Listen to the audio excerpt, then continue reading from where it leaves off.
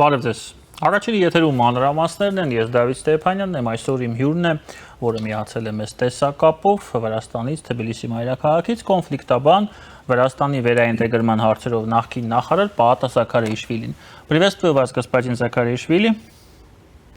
Добрый день, приветствую наших зрителей. Начнем наш разговор с обсуждения главной темы с 8-го саммита Европейского политического сообщества, который прошел в Ереване. Известно, что на нем, кстати, достаточно неожиданно для многих, присутствовал премьер-министр Грузии господин Кобахидзе. И обсуждались не только проблемы и возможности Южного Кавказа, но и имела место встреча между Кобахидзе и украинским президентом Владимиром Зеленским. Начнем с этой встречи. Известно, что они, скажем так, встречались достаточно давно, скажем так. О чем говорит, на ваш взгляд, эта встреча? И вообще, самый главный вопрос, который я хотел бы вам задать именно в этом контексте, можно ли надеяться на какие-то перемены в грузинской внешней политике? Да, очень была важная встреча. Поздравляю с армянский народ, Армению. Самое очень важное было этот саммит, великолепно организован. Ну, конечно, этим история не заканчивается, а продолжается. Главный, центральный, конечно, вызов для Армении – это выборы. Я уверен, что и этот саммит тоже к этому был как-то, этот контекст тоже учитывал. Гости были великолепные, и поддержка была Армении однозначная. Мне кажется, что граждане Армении, которые еще сомневались, насколько Армению ждут в Европейском Союзе, европейцы смотрят на Армению серьезно, все эти сомнения должны быть развеяны. Но пока радоваться рано, я как друг Армении могу посоветоваться, надо всю энергию мобилизоваться на выборах, и при выборе будут, конечно, окончательные жирные точки, это очень важно. Поэтому все впереди, и желаю Армении победы, потому что ваша победа в первую очередь, конечно, но ваша победа и наша победа, и всего Кавказа. Поэтому очень важно, это исторические события, будет в июне, хотя это тоже, я считаю, что это событие месяца, по крайней мере, то, что сейчас в Ереване произошло. И на этом фоне, конечно, ваш вопрос очень важен для нас, для Грузии, потому что, премьер-министр Грузии обязан был быть на этом совете. Это было бы абсурд, если он не приехал бы, хотя бы, скажем так, более скромно. Хотя встреча с Зеленским, его приезд сделал более каким-то важным и событийным. Но в любом случае, не приехать к соседу, с которым у нас хорошие дружеские отношения, плюс стратегические партнерства, это было бы никак не обосновано, ничем не объяснимо, это был бы позор большой, поэтому в этом сомнений нет. Даже, опять-таки, понятно, почему Алиев не приехал, он мог бы приехать, понятно, но то, что участвовал в онлайн-формате и очень хорошие слова сказал, конечно, ему делает честь. И здорово все по всем параметрам все было, без всяких проблем прошла эта встреча, но именно приезд премьер-министра Грузии никто не заметил бы в Ереване, кроме грузинских медий, скажем так, если бы не встреча с Зеленским. Зеленский и Кобахидзе и раньше в других, скажем так, коридорах уже пересекались после вторжения России в Украину, но никогда не общались. И как будто они были незнакомыми, там проходили мимо друг друга, и ничего подобного. И вдруг сейчас неожиданно сам Зеленский захотел встретиться. Кобахидзе это не отрицает, да, наоборот, он даже извиняется, можно сказать. Перед кем не знаю, наверное, перед Иванишвили не знаю. Но пару раз сказал, что это по просьбе Зеленского произошло. Пару раз он повторил подряд. Видно было, что это его беспокоит. И Зеленский пожал руку до этого на общем фотоснимке, а потом уже была встреча, очень важная. И видно, это очень-очень грустная картина сам по себе. Мы голос не слышим, конечно, но видно, что это Кобахидзе и министр иностранных дел Грузии, они у них как-то сухие выражения лица, ничего не говорят, ничего не произносят, губы не шевелятся, а Зеленский, на которого смотрит весь мир, Зеленский, который почитаем во всем мире, все с ним считаются, да, он эмоционально говорит о чем-то. Эмоционально руками говорит, что объясняет Кобахидзе. А Кобахидзе ничего не принимает. Он так вот сухо смотрит, немножко свысока, что как бы мимо пропускает какие-то слова. То однозначно, что он не хочет его слушать. Поэтому на ваш вопрос, пронесет ли эта встреча, вот эта спонтанная встреча, на ногах происходила встреча, это не было. Это было неформально. Все встречи, которые мы видели в Ереване, они участники сидели за столом, и за обычно и флаги были вынесены, но не обязательно это, но за столом сидели, и заранее было подготовлено пространство. А эта встреча была на ногах, это тоже по протокольно, это очень поверхностная встреча. Считается неожиданная, спонтанная встреча, и на этом фоне мне кажется, что Зеленскому нужно было что-то сказать с Грузией. Мы не знаем, что там, мы не могли бы это слышать, может, по губам что-то можно разобраться, но я не специалист этого дела, но видно, что Зеленский объяснял Кобахидзе, что в Грузии должны понимать, что времена меняются, и не в пользу вас, если вы будете вот так на обочине стоять, и в колею не входить. Вот сейчас мы все здесь в Ереване, вся Европа здесь, все лидеры здесь. Сделайте какой-то шаг, не надо остановиться на обочине. Россия вам не поможет. Нечто подобное, наверное, было. Я не знаю, о чем. Так что я извиняюсь перед зрителями, которые нас слушают, что я как-то полутвердительно говорю. Нет. Мне кажется, что Зеленский настолько эмоционально говорил, что ему было что-то, нужно было сообщить Грузии.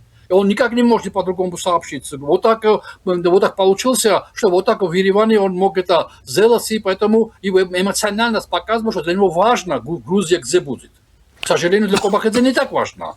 Для Кобахидзе важно, где он будет, и где будет грузинская мечта в Грузии, насколько будет владеть властью. А для Зеленского, по-моему, более важно, где будет Грузия через пару месяцев, когда ситуация изменится. И, конечно, это очень было печальное зрелище, но очень важное и очень впечатляющее зрелище. Такой эмоциональный, мне кажется, эмоциональный контекст не был никак приурочен в этом, как его. Не было в других встречах. Конечно, встречи с Макроном и все остальное, это было очень такие теплые, дружеские, эмоциональные встречи, и песни и так далее. Все великолепно, здорово, но такой нервный, эмоциональный всплеск было только вот на уровне Зеленского и Кобахидзе, мне кажется. Я правильно вас понимаю, господин Закаришвили, что Зеленскому было нужно что-то донести Грузии, что-то очень важное, но он выбрал не того человека для этого.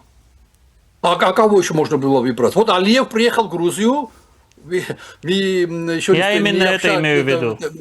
Вот Алиев приехал в Грузию, и Кобахидзе стоял за спиной Алиева. Это тоже очень важная картинка сама по себе. Впечатляющая картинка, что неформальный лидер в лице этого, как его, Иванишвили, стоит впереди, обнимает Алиева, они обсуждают, а Кобахидзе стоит сзади, как прислуга, можно сказать. Поэтому, конечно, Зеленскому никак не дозвониться, никак не достучаться до Иванишвили, потому он говорит тому, кто под рукой попался. И это другой вопрос. Сейчас, конечно, когда-то где-то в истории, может, всплывет, о чем они говорили, может быть, Зеленский или кто-нибудь из Украины скажет в своих воспоминаниях, что было нечто подобное передано Грузии, но, к сожалению, ничего не произошло. Я уверен, что от этой встречи ничего не изменится. К сожалению. Я был бы рад, если в следующих наших встречах я признался бы, что я ошибся, но я чувствую, что никаких изменений не будет. Он принял или не принял информацию, он, скорее всего, все скажет Иванишвили однозначно, без сомнений, в этом никто не должен сомневаться, но это будет, конечно же, никакой результат этого не будет иметь. На полях 8-го саммита Европейского политического сообщества Ираклий Кобахидзе принял участие также в круглом столе «Укрепление связности и экономическая безопасность», где подчеркнул значение Грузии в обеспечении региональной транспортной и экономической интеграции, представил инфраструктурные проекты, находящиеся в стадии реализации. И он также отметил, что развитие связности остается ключевым условием долгосрочной стабильности, и Грузия готова к дальнейшему сотрудничеству с международными партнерами. Известно, что международные партнеры, как минимум те страны, которые имеют значительный геополитический, геоэкономический капитал и вес, рассматривают Южный Кавказ исключительно как одно целое. в рамках этих своих собственных проектов. И здесь крайне важно становится для нас, для всех, в том числе для Армении, наверное, для Азербайджана, позиция Грузии. Поскольку без Грузии полноценная реализация всего имеющегося потенциала, который долгие годы находился под запретом в силу известных событий и конфликтов, которые терзали наш регион, требует в том числе участия Грузии. Есть ли у нас надежда на то, что Грузия, то есть действующее руководство Грузии, будет действовать исходя исключительно из национальных интересов, исключительно интересов грузинского народа, а не из интересов тех стран, которые имеют на нее, конкретно на грузинскую мечту, какое-то влияние, возможно, даже давление? Да, это очень важный вопрос. Уже четко просматривается, что Грузия продает себя, грузинская власть в лице грузинской мечты, больше продает себя не как государство или демократическое государство, а продает себя как территория. То есть вот Грузия, через Грузию можно провести, вот у нас хорошая автомобильная дорога уже сделали, железная дорога, тоннели, мосты. Давайте, ребята, воспользуйтесь Грузией. Вот подобное же было спич и выступление как раз в Кобахидзе за этим круглым столом, который мы видели, там фон дер Лайен тоже присутствовала, и другие лидеры Европейского Союза. То есть у Грузии следующий месседж, сообщение для демократического, скажем, сообщества, что оставьте нас в покое. Мы не демократическое государство, мы не стремимся в Европу, мы не хотим Европейский Союз, но мы готовы участвовать во всех территориальных вопросах. Для этого и приехал Алиев, я уверен, в Грузии, и встречался, не с Кобахидзе встречался формально, но для этого ему нужно было встречаться именно с Иванишвили, чтобы убедиться, Грузия, в конце концов, это государство, или Грузия, в конце концов, это территория.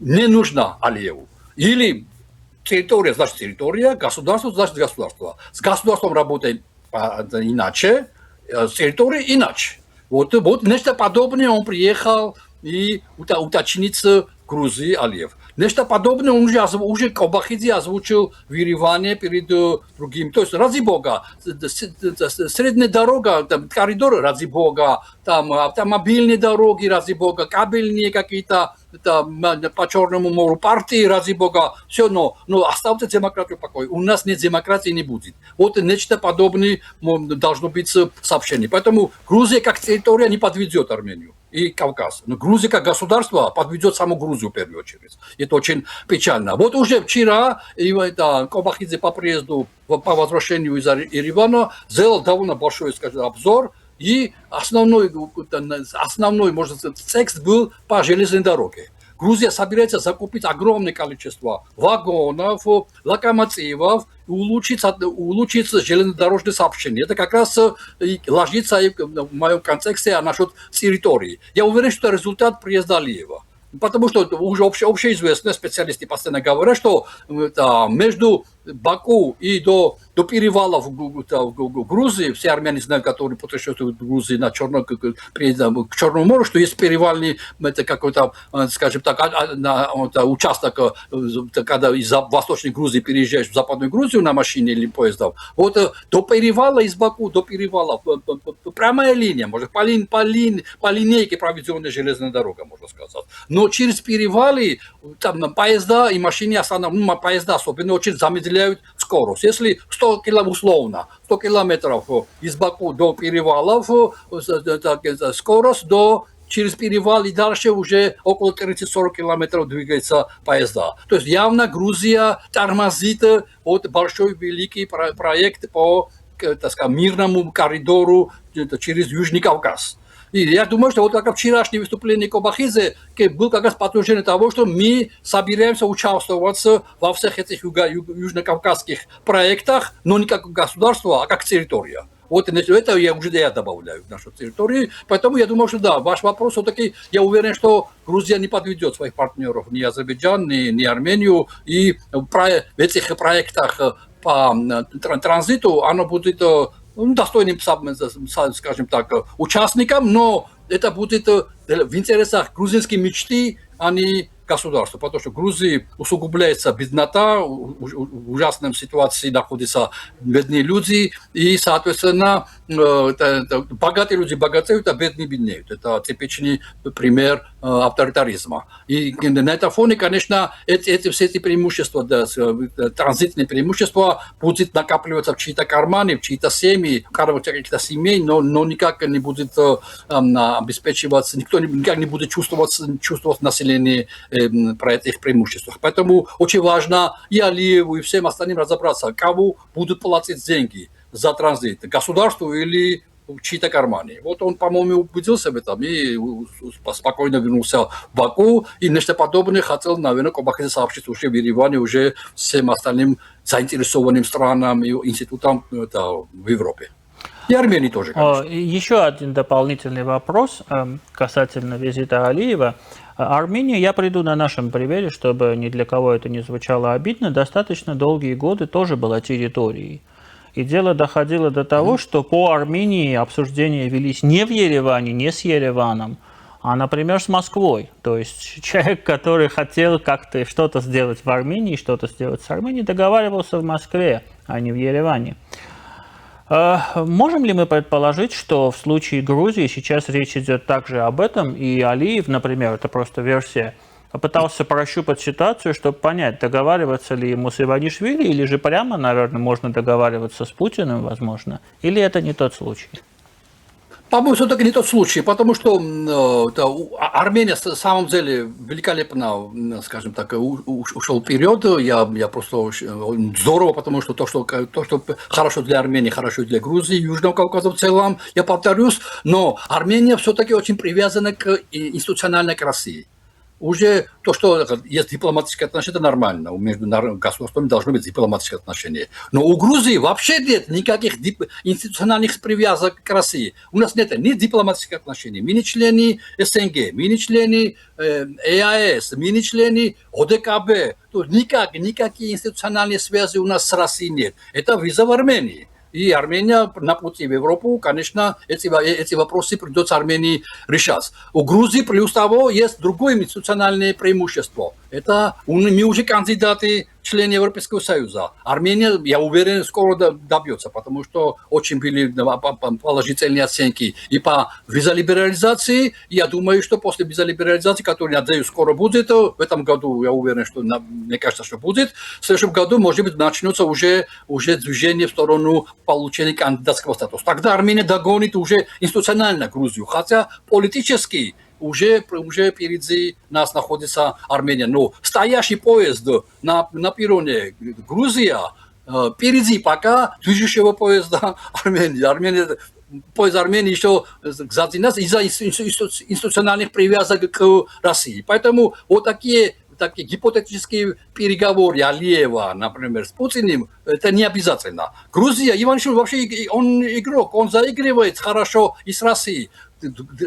Грузия у нас спорят, я в меньшинстве, но у нас спорят, это Иванишвили является проектом России, или Россия является проектом Иванишвили. Мне кажется, что это Россия является проектом Иванишвили. Иванишвили хочет сохранить власть, грузинский мечта хочет сохранить власть, и единственная возможность опереть свою власть это на Россию только. Но Иванишвили мешает то, что у нас нет институциональных привязок к России, или наоборот, этим спекулируют, этим манипулируют. Например, у нас в Конституции написано, что Грузия стремится в НАТО и в Европейский Союз. Россия это очень раздражает, но Иванишвили говорит, извините, у нас нет конституционного большинства, мы не можем изменить. То есть вот сидя на двух стульях, это его, конечно, делает его уязвимым.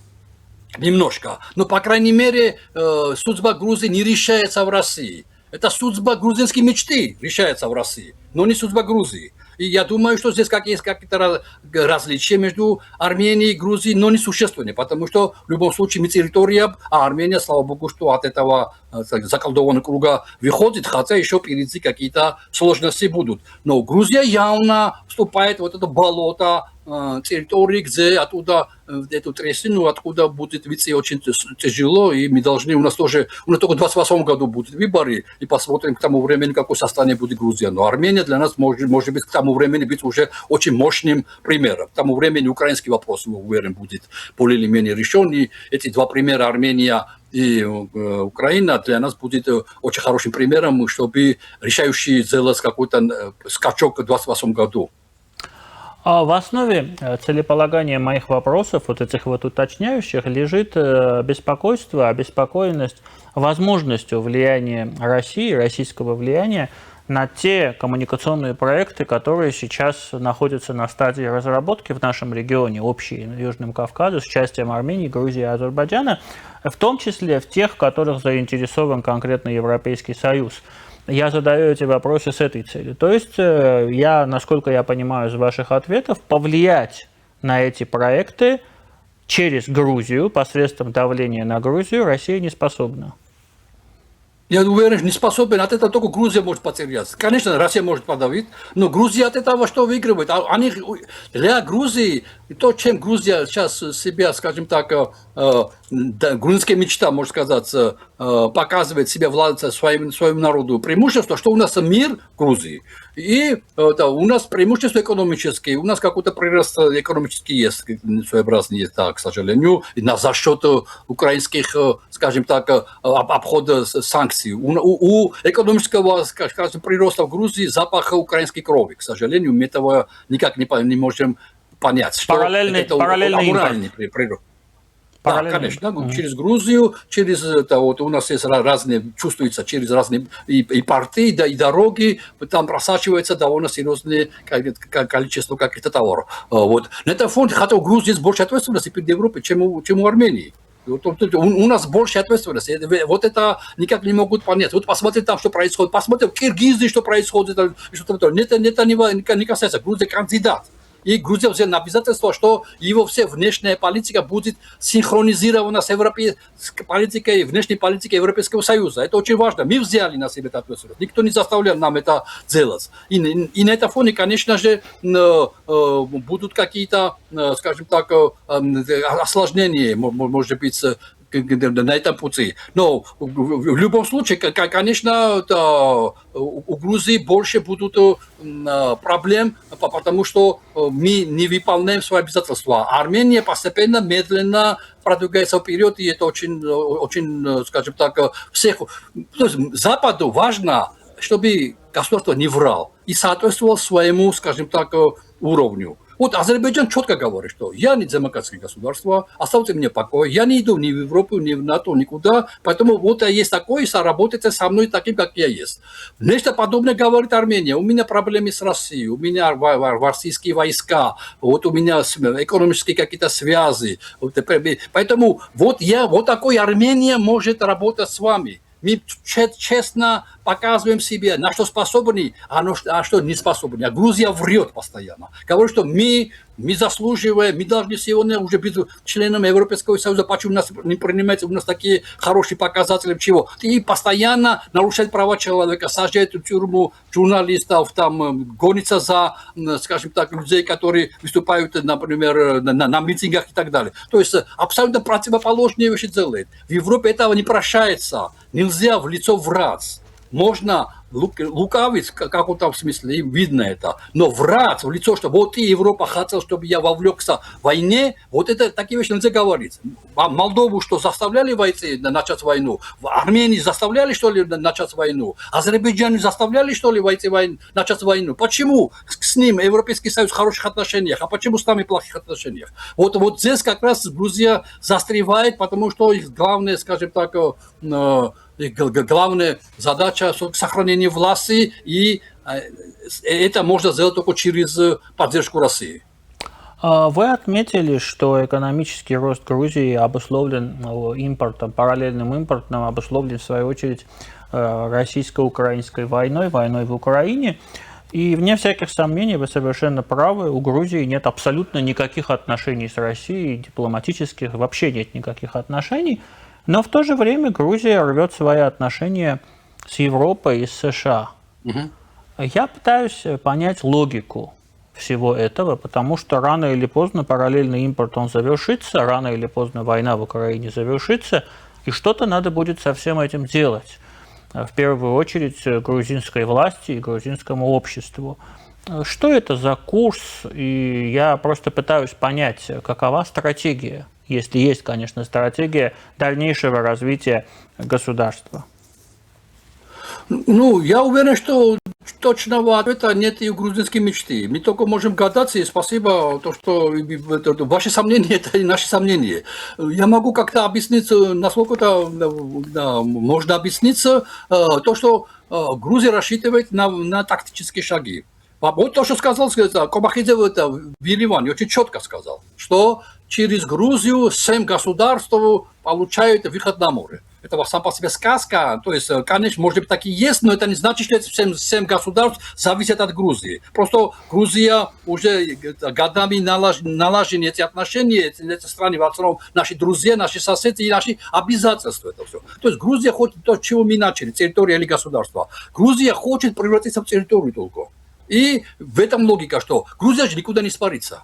Как народ, как территория, оно будет существовать. И грузинская власть говорит, вот примите нас таким, какими есть. Не надо от нас требовать больше, чем на что мы не идем. Не надо от нас требовать демократию, правосудие, там, разделение власти и весь пакет демократических каких-то институтов и стандартов. Не надо от нас этого всего требовать. Какими есть, такими, но прямо это не говорит, потому что с другой стороны говорит, что мы идем в Европу. С другой стороны говорит, что у нас обязательства, потому что они точно знают, что население Грузии в большинстве хотят Европу. Они не могут заявить, что мы не хотим Европу. Они хотят, чтобы Европа от нас отказался. Вот, чтобы критика была с европейской стороны. А мы только, скажем так, говорили, вот Европа с нами не хочет разговаривать. Вот армянский успех, азербайджанский успех по отношению Европейского Союза. Хотя у Азербайджана свои вопросы есть, но все-таки, вот премьер-министр Италии поехал туда и так далее, все-таки есть очень серьезные связи. Или молдовский пример по отношению Европейского Союза немножко заткнул рот грузинской мечте, что не в войне дело, все-таки оказывается. Что-то другое. Про войне перестали меньше говорить. Сейчас войну заменили вот экономические выгоды, дороги, там, инфраструктура, коридор. И такими вещами они больше сейчас, такими ценностями больше разговаривают. Но они хотят затянуть время. Для них важно сохранение власти, для них важно вот все эти экономические выгоды однозначно. Они ни в коем случае не откажутся от тех проектов, которые на Южном Кавказе. Я почти уверен, что Иванишвили очень много честно обещал Алиеву, что не бойтесь, все в порядке. Это наши отношения с Европой вас не касается, мы разберемся с этим. Давайте как можно больше пусть будут проектов, вместе все освоим, мы будем надежными партнерами. И почти уверен, что и с Арменией тоже Грузия такой говорит, что насчет инфраструктурных проектов не беспокойтесь, насчет транспорта, транзита, никаких проблем не будет. И с Арменией, с Азербайджаном у них вот такой подход. Но с Европой у них очень жесткие отношения. Они хотят, чтобы Европа перестала дергать нас, Грузию. Что Европа поняла, что от Грузии пока ничего не получается. На этом фоне просто нам Бог помог, можно сказать, и Армению послал. Что вот у Армении, дай Бог, что хорошо получился бы, тогда опора Европы на Южном Кавказе будет уже на Армению. Тогда там, где Армения, там и Грузия, там и Армения. Раз Азербайджан сам отказывается, пока поэтому я не упоминаю Азербайджан, хотя было бы здорово, если Азербайджан тоже помог себе в этом контексте. Но раз Армения и Грузия хотя бы как минимум на словах, а максимум Армения в делах, показывает, что мы идем в Европу, Европа реагирует великолепно, просто великолепно. Такой десант из Европы я не ожидал, честно говоря. То, что сейчас в Ереване произошло. Я думаю, будут другие люди. Там пару человек будет первые лица, остальные будут... Нет, все, полностью, весь пакет, кроме Германии, то есть кроме канцлеров, все приехали. Это просто восхитительно. Явно видно, что Европе нужен Южный Кавказ. И единственная опора сейчас – это Армения. Поэтому Армения не должна ни в коем случае как-то уйти из-под ног, как почва. Но, конечно, у Грузии впереди большие вызовы. Но самое главное, это ответ на ваш вопрос, что они сами точно, мне кажется, не знают, куда идти. В России дорога заказана, пока не будет дипломатических отношений, Россия ничего, пока мы не войдем в СНГ, пока мы в ОДКБ так и не были, то есть пару месяцев были в начале, и потом мы ушли от ОДКБ, у нас, можно сказать, что мы никогда и не были в ОДКБ, то есть мы в экономических союзах не были, где Россия, поэтому, но пока этих институтов не будет, Россия никогда не будет рисковаться вложиться в Грузию, однозначно, поэтому мне кажется, Россия теряет Кавказ, не Грузию только. Единственное сейчас надежда это на Грузию. Если у Грузии получится, если выборы как пройдут в Армении, посмотрим, даже если проиграет Россия, скажем так, свои какие-то интересы, это не значит, что этим успокоится. Я уверен, что Армению покоя не оставит Россия еще и дальше. Но это июньские выборы очень важны. Но в любом случае Кавказ теряет Россия, потому что здесь Турция присутствует с одной стороны, с другой стороны Европейский Союз мощно вовлекся вот сейчас.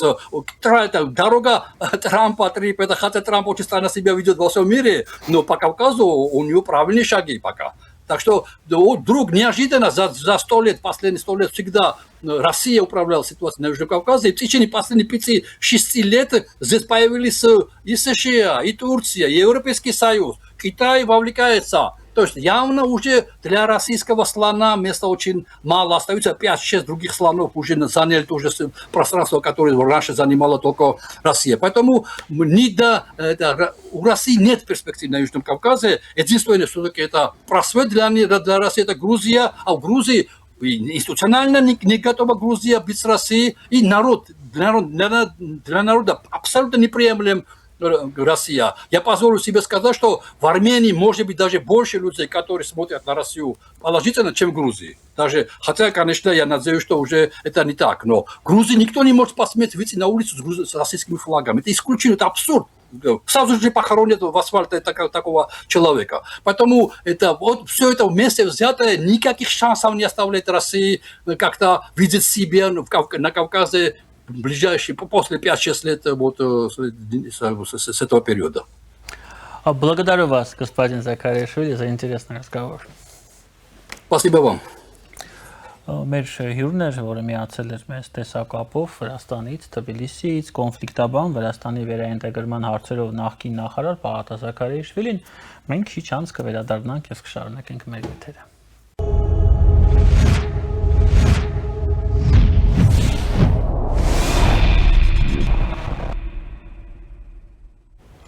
Առաջինի եթերը շարունակում ենք տեսակապով, մեր հյուրն է, որը միացել է մեզ Ֆրանսիայից, Փարիզից, Մերձավոր Արևելքում, Ուկրաինայում եւ Միջին Ասիայում ծրագրերի զարգացման պատասխանատու Ալբերտ Գրիգորյանը։ Բարև ձեզ, պարոն Գրիգորյան։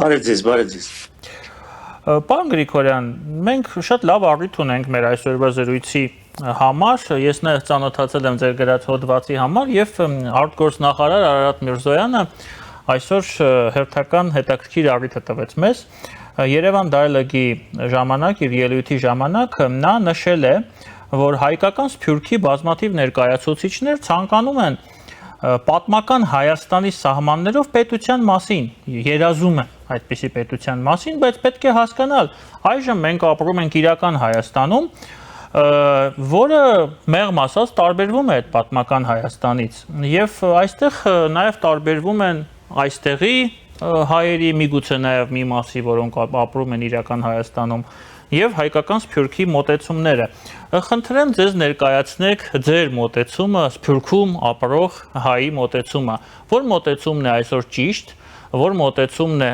ռեալ եւ որ մոտեցումն է իրոք հնարավոր իրականացնել եւ դարձնել ռազմավարություն Հայաստանի Հանրապետության զարգացման ռազմավարություն, ինչում կարծում եմ պետք է որ շահագրգռված լինել ցանկացած հայը եւ կարեւոր չէ որտեղ այդ հայը ապրում Փարիզում, Գլենդեյլում, Մոսկվայում թե Երևանում։ Խնդրեմ։ Նախ շնորհակալություն եմ հայտնում հրավերի համար։ Ուրեմն ձեր հարցը շատ խորությամբ պատասխանելու անհրաժեշտություն ունի։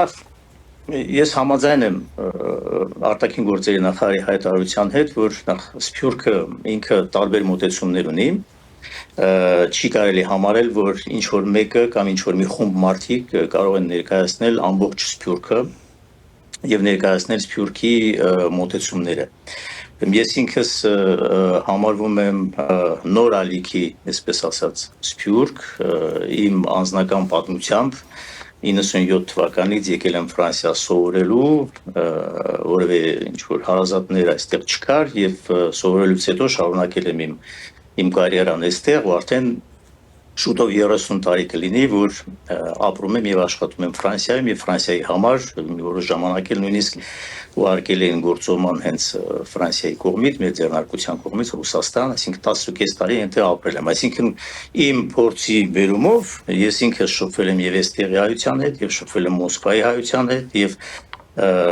ինքս էլ լինելով Սփյուռքահայի զավակ, Սփյուռքահայերի 46 թվականին Հայաստան ներգաղթած Պարսկաստանից Սփյուռքահայերի զավակ, կարող եմ ձեզ ասել, որ հենց կներեք, հենց դրա համար իմ հարցի հասցեատերը հենց դուք եք։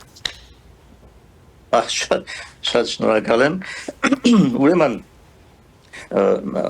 Սփյուռքը ինքը միատար զանգված չէ, Սփյուռքը այստեղ ներկայացված է տարբեր ճակատագրեր ունեցող մարդկանցով, տարբեր տրայեկտորիա, այսպես այդ բառը մի քիչ ռուսերեն է հնչում, ունեցող մարդկանցով, որոնք հետագից, այո, շնորհակալություն։ Հետագից ունեցող մարդկանցով, որոնք հավաքվել են այստեղ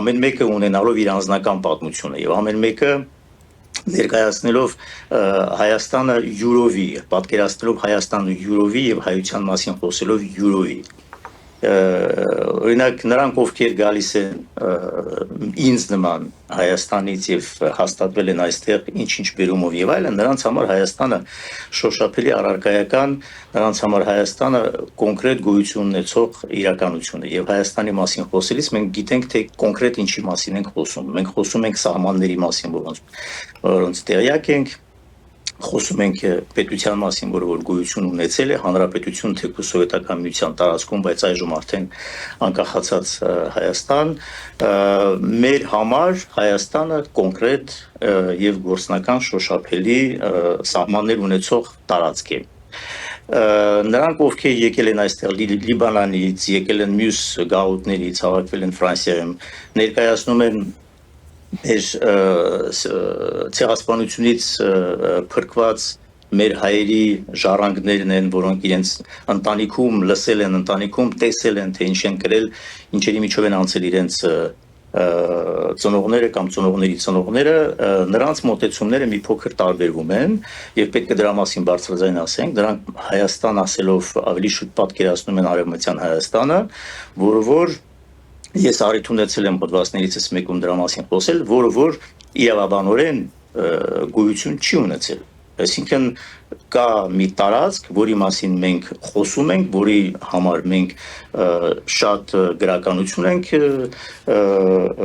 վերջապես ստեղծել եւ որը պատմում է մեր պատմությունը ամբողջ ազգովի, բայց կոնկրետ սահմաններ ունեցող վերջին 700 տարվա ընթացքում սահմաններ չի ունեցել, եղել է Օսմանյան կայսրության մի մասը։ Հիմա այստեղ հարց է ծագում մեր նոր սերունդը, մեր այսօրվա սերունդը, մենք ենք հիմա միասին երկուս էլ երևի նույն սերնդի ներկայացուցիչներ ենք, մեզ մեր համար ինչպես պետք է մենք մոտենանք այդ հարցին, ինչպես պետք է տեսնենք մեր Հայաստանը, այս արդյոք պետք է վերացական պատկերացում կազմենք, որ Հայաստան, ծովից ծով Հայաստան գոյություն ունեցել է ժամանակին եւ դա մերն է, մենք դրանից հրաժարվել չենք կարող եւ այլն, թե պետք է կենտրոնանանք նրա վրա, ինչ մենք ունենք, փորձենք մեր եղածը դեռ ամբողջությամբ լեգիտիմ մեր ձեռքներում գտնվող այսօր միջազգայինորեն ճանաչված բոլոր պետությունների կողմից ճանաչված սահմանների շրջանակներում ստեղծել մեր դրախտավայրը եւ շարունակել ապրել եւ սերունդներ դաստիարակել եւ նպատակներ դնել հեռահար, նույնիսկ երբեմն դրանց մասին չբարձրաձայնելով։ Ես կարծում եմ իմ անձնական կարծիքն է, որ մենք նախ եւ առաջ պետք է կենտրոնանանք մեր այսօրվա Հայաստանի, մեր այսօրվա իրականության մեջ։ Եվ չեմ ուզում որևէ քաղաքական աստար տրվի իմ խոսքին, ասեմ, որ իրատեսական է բառն օգտագործում, թե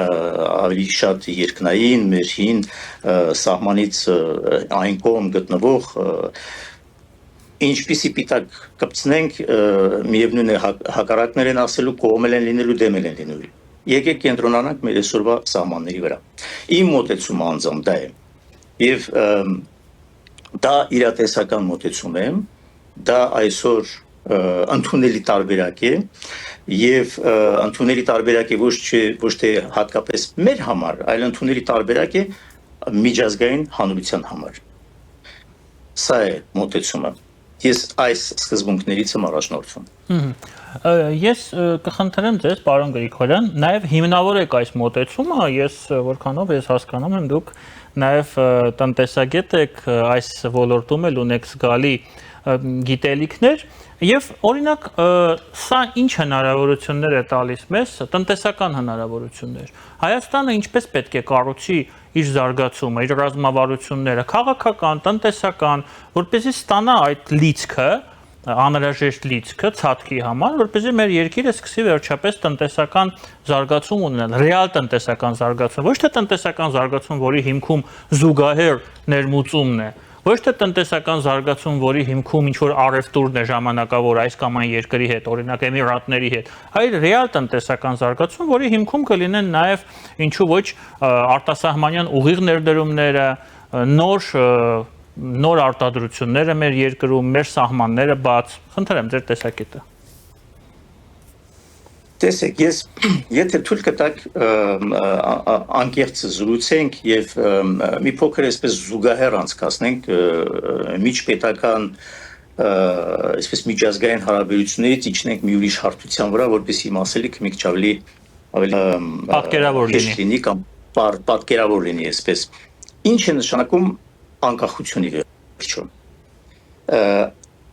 Ասենք օրինակի համար մեծ ընտանիքի ինչ-որ մի անդամ որոշել է գնալ առանձին ապրել, առանձին բնակարան ունենալ, որոշել է գնալ ինքնուրույն կյանքով, իր ընտանիքով կամ միայնակ առանձնանալ եւ շարունակել ապրել։ Արդյոք անկախությունը միայն նրանում է, որ նա ունի իր առանձին բնակարանը։ Ես կարծում եմ, որ առանձին բնակարան ունենալը դեռ անկախության նշան չի, որտեղ անկախությունը ենթադրում է նաև ինչ-որ չափ կախվածություն, ինչ-որ մի բանից կամ ինչ-որ մի մեկից կամ ինչ-որ մարդկանցից։ Դա կարող է լինել ընտանիքի անդամ ծնողները, կարող են լինել կնոջ կողմից ծնողները, կարող է լինել ինչ-որ բանկից ֆինանսական կախվածությունը, կարող է լինել հարևանների հետ հարաբերությունները, կարող է լինել ժառանգություն ստացած ինչ-որ բեռ, որ ստացել ենք մենք նախքան անկախանալը, որը պետք է կարողանանք նաև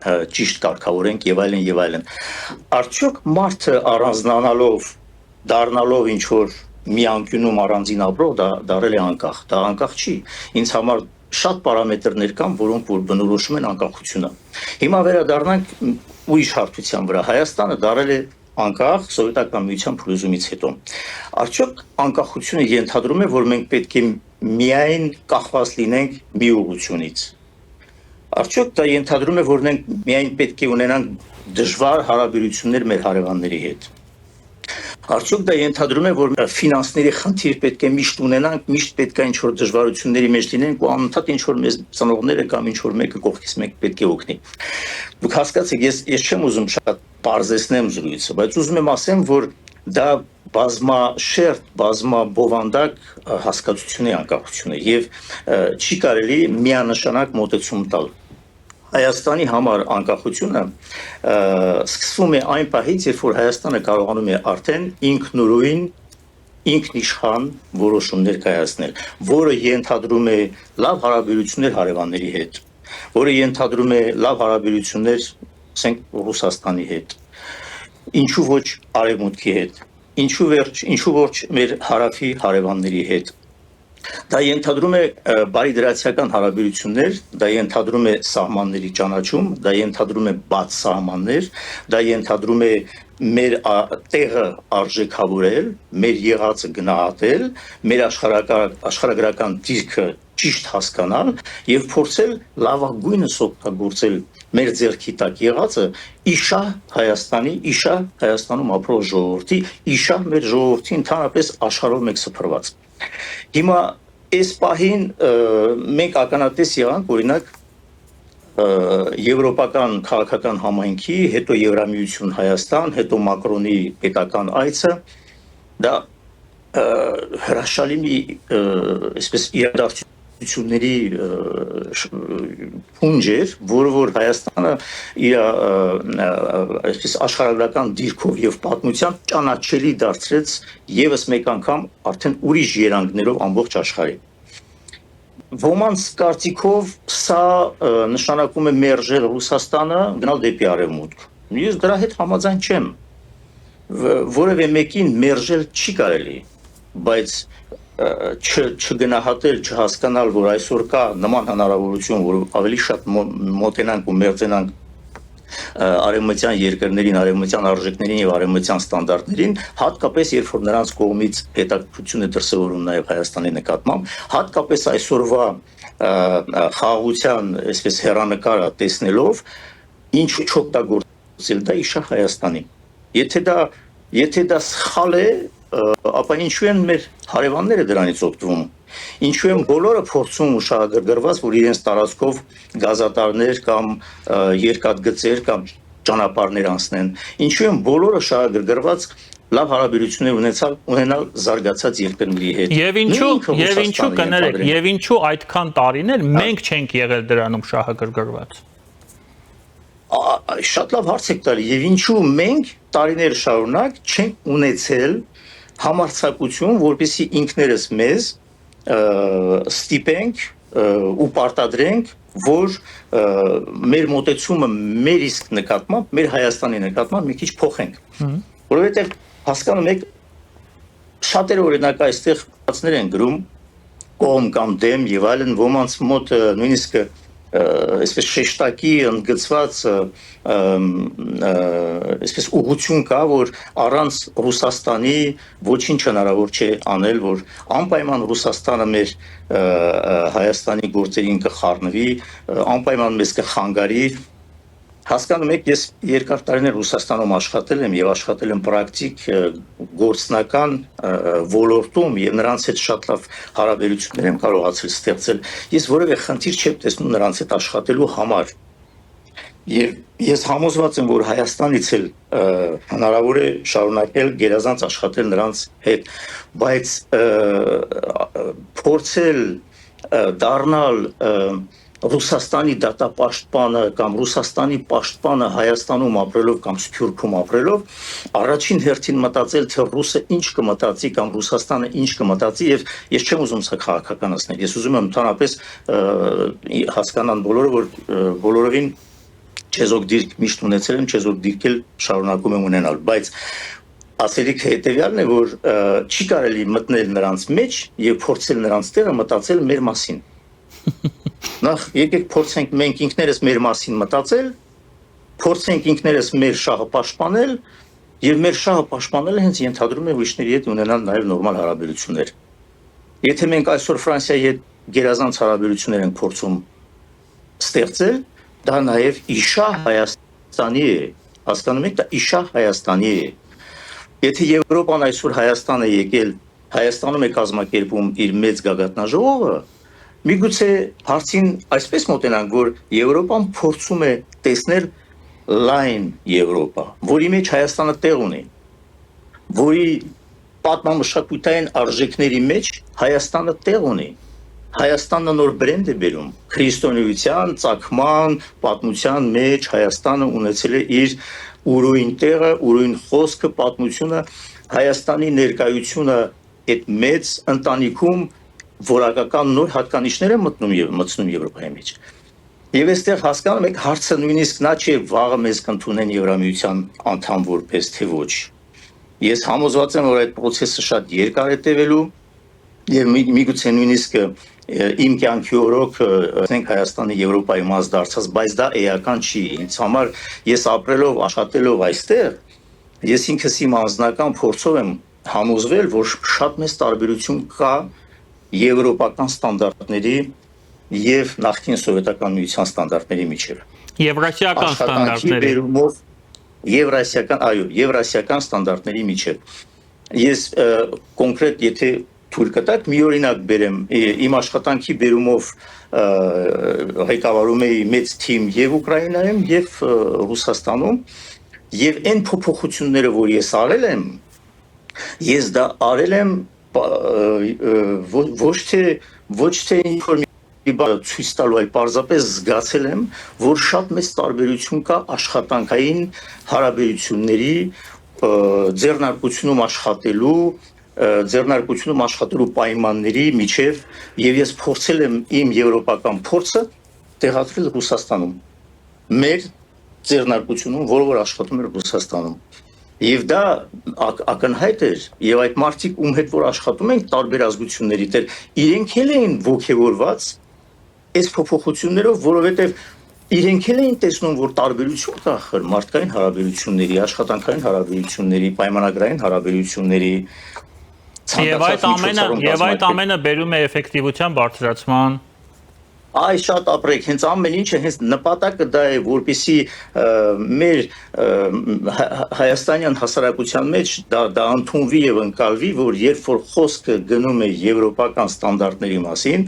երբ որ խոսքը գնում է մոտենալ եվրոպական արժեքներին, դա չի ենթադրում, որ անպայման մենք դեմ ենք ինչ որ մեկին, դա ենթադրում է, որ մենք ուզում ենք մեր աշխատանքային, մեր ներհասարակական հարաբերությունների մեջ նոր որակ մտցնել, նոր մակարդակ մտցնել, ավելի արդյունավետ դառնալ, ավելի պրագմատիկ դառնալ, ավելի հասուն լինել։ Դա ենթադրում է թափանցիկություն, դա ենթադրում է խոսքի ազատություն, դա ենթադրում է մեկը մյուսի նկատմամբ հարգան, դա ենթադրում է իրավական դաշտի լիակատար ներկայություն, երբ որ անհրաժեշտ է։ Դա ենթադրում է, որ եթե ես խնդիր ունեմ, ես համոզված եմ, որ դատարանները ինձ կլսեն Ճիշտ եմ, սխալ եմ, իրենք կորոշեն, թափանցիկությունը թույլ է տալիս, որպեսզի ես կարողանամ մինչև վերջ պայքարեմ։ Դա ենթադրում է, որ ինչ որ մեկը ինձ վերևից չի պարտադրում լուծումները։ Դա ենթադրում է, որ աշխատանքի մեջ ես ունեմ նաև ինձ պաշտպանող ինչ որ մի օղակ, որ եթե տնօրենը կամ ինչ որ փոխ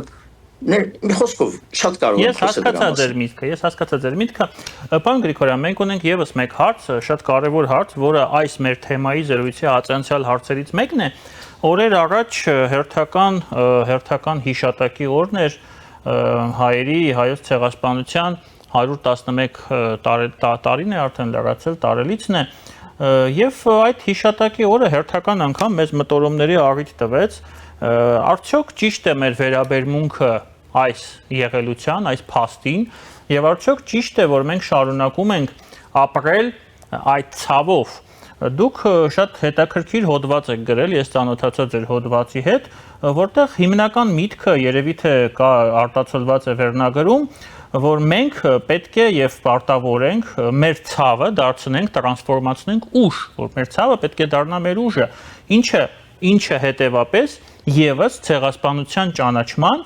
եւս մեկ ձև է։ Խնդրեմ նաև այս տեսանկյունից մի փոքր խոսենք, ես խնդրեի այս ինչ որ դուք գրել եք այս հոդվածում շատ կարճ ներկայացնեք մեր հեռուստադիտողների դատին։ Այսինքն միտքը հետևյալն է, որ մենք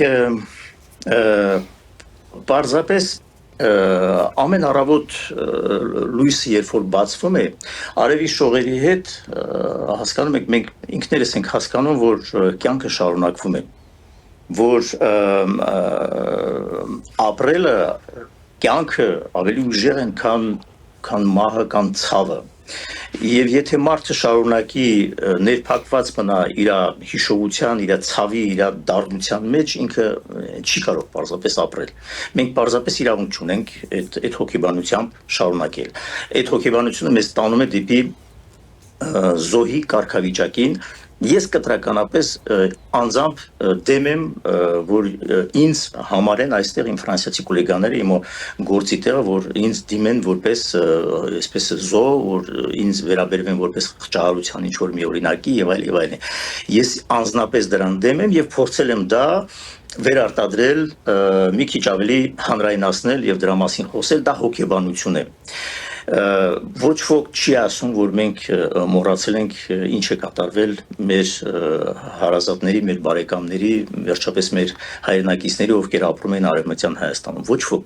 դա չի ասում։ Բայց ես կարծում եմ, որ լավագույն տարբերակը, լավագույն ձևը, որպեսզի այդ մարդկանց հիշատակը վառ մնա, որպեսզի այդ մարդկանց մասին խոսի ամբողջ աշխարհը, որպեսզի ամբողջ աշխարհում հասկանան, թե ինչ է կատարվել մեր հարևան երկրում, դա ոչ թե մեր փոքր Հայաստանի քաղաքական ամբագորգոր արտահայտություններն են, այլ մեր երկրի զորանալն է, մեր երկրի կայանալն է, մեր երկրի բոլոր ասպարեզներում ներկայանալի դառնալն է։ Եթե մեզ հետ հաշվի նստեն, եթե մեր ճանապարհներից օգտվեն, եթե մեր գիտությունից օգտվեն, եթե կարողանան մեր մշակույթը ընդհանրացնել, լսեն, մենք լսելի դարձնենք մեր ձայնը, դա ամենալավ, ամենաճիշտ տարբերակն է, որպեսզի աշխարհը ճանաչի, թե ում հետ է կատարվել այդ հանցագործությունը։ Ում են փորձել ի վերջո բնաջնջել, տեղահան անել, այդ տարածքից ամբողջությամբ հեռացնել մեր կյանքը, մեր ապրելը լավագույն միջոցն է, լավագույն տարբերակն է, որպեսզի նման բարբարոսությանը մենք փորձենք պատասխանենք։ Ես դա եմ փորձել անել եւ հասկանում եք ուժը կամ ճանաչողությունը դա ոչ թե մեր դեկլարատիվ ինչ որ կամ պահանջատիրությունն է, այլ նա է թե մենք ինքներս ինչ ենք մարմնավորում եւ այդ մարմնավորումը ինչ ճառագայթներ է արձակում իրենից դուրս։ Այսինքն մենք պետք է կարողանանք փոխվենք, ներսից փոխվենք, ընդհանուր մեր տարածքը, այսօրվա մեր ձեռքի տակ եղած տարածքը դարձնենք մեր լավագույն հանգրվան ամբողջայության համար եւ Հայաստանը վերածենք մի հրաշալի մի երկրի։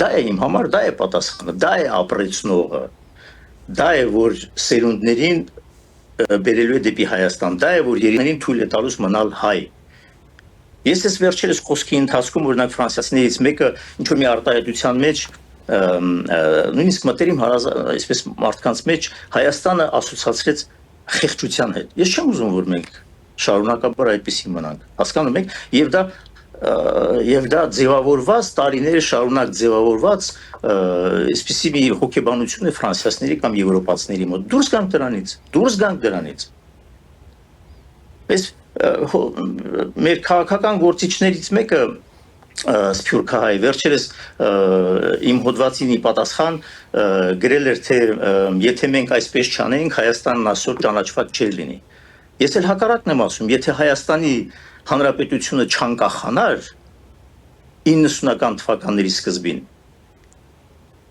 մնացած երկրները ցեղասպանությունը չէին ճանաչելու։ Հայաստանի ինքնիշխան գոյությունն է, որ Սփյուռքին տվել է զորություն։ Սփյուռքին տվել է հնարավորություն դառնալ քաղաքական այսպես գործոն ներողություն։ Առանց Հայաստանի անկախ գոյության Սփյուռքը նույն ուժը, նույն զորությունը չէր ունենալ։ Մի հատ որպես քրոնոլոգիայով հիմա վերադառնանք, տեսեք 91 թվականից առաջ որ երկիրն է ճանաչել Հայաստանի մեր ցեղասպանությունը։ Ուրուգվայը։ Մի երկիր Լատինական Ամերիկայում հեռավոր եւ ինչ ազդեցություն ունեցել դա ոչ մի։ Հա? Իսկ 91 թվականից հետո քանի երկիր են ճանաչել։ Հիմա որն է ճիշտը, նրանք են Հայաստանը դարձրել այնպեսին ինչպեսին Հայաստանն է այսօր ավելի հետաքրքիր մյուս երկրների համար, թե Հայաստանի գոյությունն է բերել նրան, որ սփյուռքահայությունը կարողացել իրեն ավելի զորավոր զգալ եւ կարողացել են ցեղասպանության ճանաչման հարցը այսպես ավելի տարբեր հարթակներում բարձրացնել եւ հասնել հաջողության։ Մեկը մյուսին իհարկե չի խանգարում, մեկը մյուսին նաև օգնում է, բայց ասելիքս նա է, որ երբ որ փոխվում են իրականությունները, երբ որ փոխվել է ամբողջ աշխարհը, մենք իրավունք չունենք պարզապես շարունակենք մնանք նույն մոտեցումը գրող, անընդհատ նույն դեկլարատիվ պահանջները մեր առջև դնել, չի կարելի նույնպես, եթե աշխարհը փոխվում է, Հայաստանը նույնպես պետք է կարողանա հարմարվել, եթե չհարմարվենք եւ չփոխվենք եւ մեր նպատակներն էլ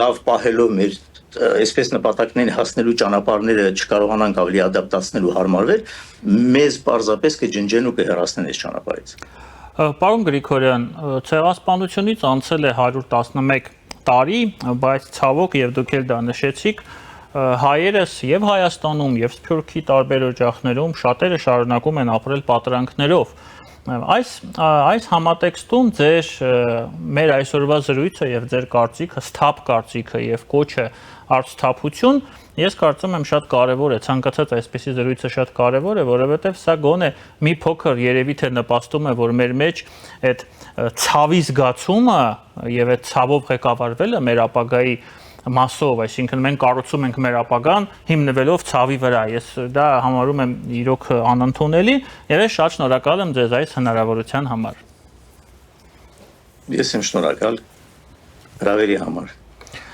Շնորհակալ։ Մեր հյուրն էր, որը միացել է մեզ տեսակապով Ֆրանսիայից, Փարիզ մայրաքաղաքից, Մերձավոր Արևելքում, Ուկրաինայում եւ Միջին Ասիայում ծրագրի զարգացման պատասխանատու Ալբերտ Գրիգորյանը, ձեզ հետ էր Դավիթ Ստեփանյանը, ձեզ հետ էին մանրամասները, կհանդիպենք։